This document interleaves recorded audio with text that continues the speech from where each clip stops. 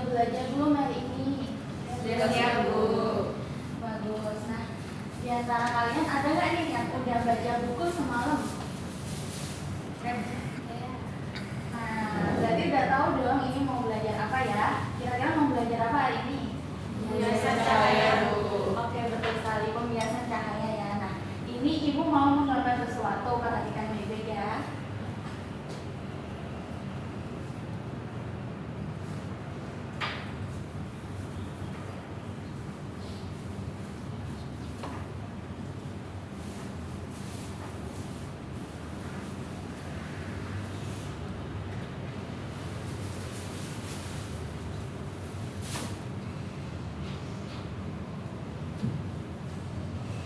Ada yang tahu ini gambar apa anak-anak? Sehingga dimasukkan ke dalam air, Bu. Iya, sendok dimasukkan ke dalam air ya. Kalian udah sering lihat?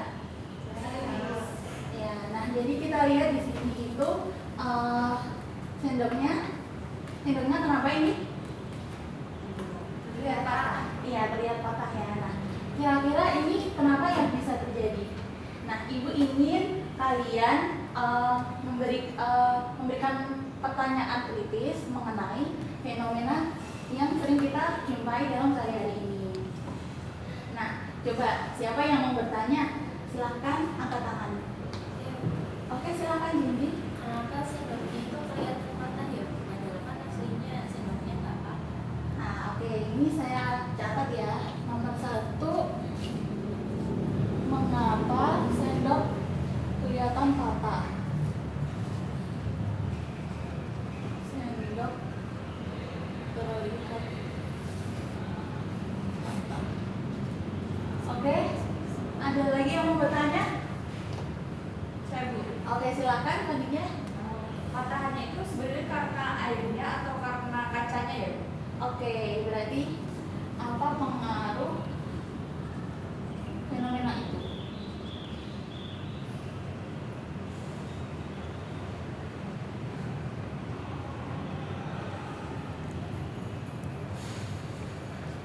Satu lagi, ada lagi yang mau bertanya?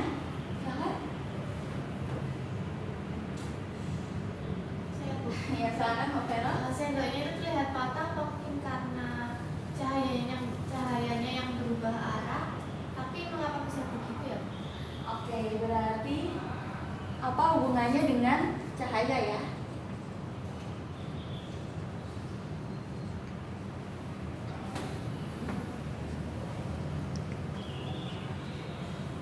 Oke. Nah, sekarang Ibu ingin membagi kalian dalam 3 kelompok ya.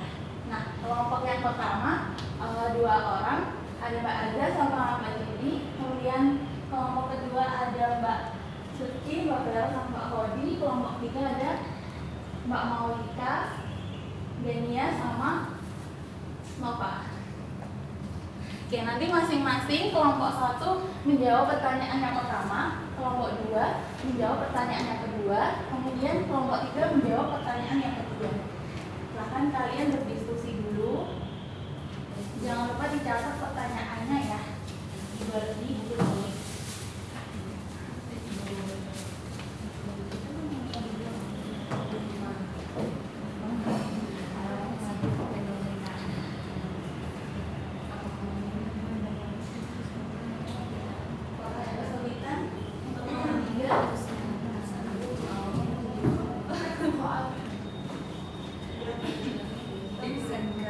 Oleh perbedaan warna-warna tadi berpaling dan saat melalui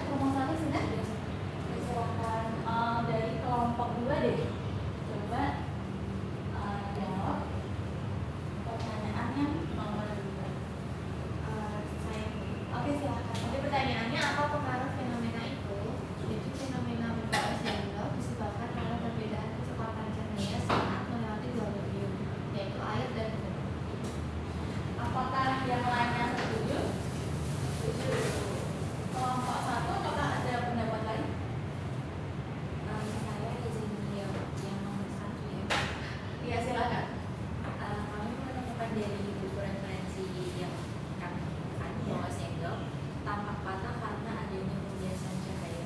Cahaya dari sendok itu dibelokkan saat pindah dari air ke udara. Iya, bagus. Apakah yang lain setuju? Setuju. Setuju ya. Nah, sekarang kelompok 3. Ibu mau nanya jawabannya? Kalau diskusikan pertanyaan ketiga itu apa hubungannya fenomena tadi dengan cahaya? Berdasarkan diskusi kelompok kami, cahaya itu mengalami perubahan sehingga posisinya itu posisi dari sendoknya itu akan berbeda dari posisi aslinya. Iya. Apakah yang lainnya juga setuju? Setuju. Setuju ya. Nah, kemudian nih dari 3 jawaban tadi ada nggak nih yang mau menyimpulkan? Oke, silakan Mbak Dania. Jadi dari kesimpulannya itu pembiasan cahaya terjadi ketika cahaya melewati dua medium yang berbeda seperti dari air atau ke udara. Akibatnya benda bisa terlihat bergerak atau berpindah posisi. Iya, Mas Nova setuju? Oke, ada pendapat lain nggak? Mbak Suji ada pendapat lain nggak?